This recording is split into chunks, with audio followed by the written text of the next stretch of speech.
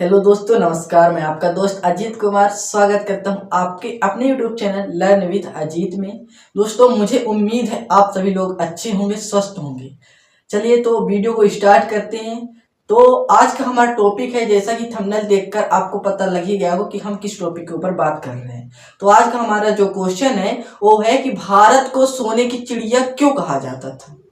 भारत को सोने की चिड़िया क्यों कहा जाता था, तो इसके ऊपर हम थोड़ा सा चर्चा करेंगे और समझने की कोशिश करेंगे।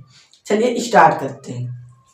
यहाँ पे जैसा लिखा हुआ है आप देख सकते हैं और पढ़ भी सकते हैं कि भारत को सोने की चिड़िया क्यों कहा जाता था। तो प्राचीन समय में भारत को सोने की चिड़िया कहने के 3 महत्वपूर्ण कारण थे, जो कि यहाँ पे मैं लिखा हुआ हूँ। आप देख सकते हैं। पहला कारण हमारा प्राकृतिक संसाधन से परिपूर्ण।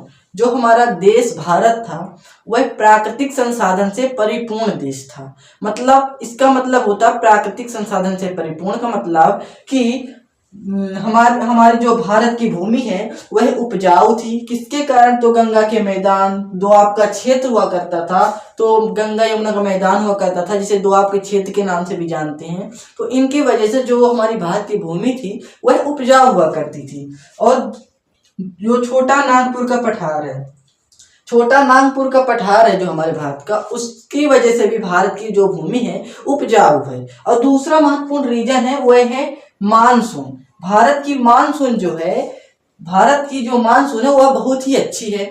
मतलब जब भी मानसून आता है तो किसान अपने काम की ओर बढ़ चलता है, ठीक है ना, कृषि के लिए।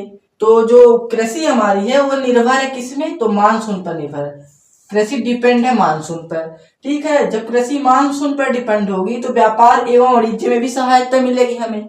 व्यापार एवं वाणिज्य में भी सहायता मिलेगी। तो जो कृषि जब ज्यादा होगी तो हम व्यापार करेंगे, वाणिज्य करेंगे, ठीक है ना। तीसरा महत्वपूर्ण रीजन है भुगतान संतुलन। हमारे भारत का भुगतान संतुलन अच्छा रहा है। मतलब भुगतान संतुलन का मतलब है फेवर, इंडिया के फेवर में, कि ज्यादा से ज्यादा चीजें जो हैं तो निर्यात की जाती थी और कम से कम चीजें आयात की जाती थी। यहाँ पे जैसा कि लिखा हुआ है आप देख सकते हैं कि मैक्सिमम चीजें एक्सपोर्ट की जाती थी और मिनिमम चीजें इंपोर्ट की जाती थी। मतलब कि हमारे भारत से, जब भारत की भूमि उपजाऊ है तो वहां पर कृषि होगी। कृषि जब होगी तो ज्यादा कृषि होगी, ज्यादा उत्पादन होगा, उपज ज्यादा होगी, तो उसका जो है तो हम व्यापार करेंगे। तो व्यापार करेंगे तो मतलब है कि ज्यादा से ज्यादा चीजें हम बेचेंगे और कम से कम चीजें खरीदेंगे। तो इसके वजह से जो है तो भारत को सोने की चिड़िया कहा जाता था। भारत को सोने की चिड़िया कहा जाता था। आई होप आप लोगों को यह समझ में आया होगा टॉपिक।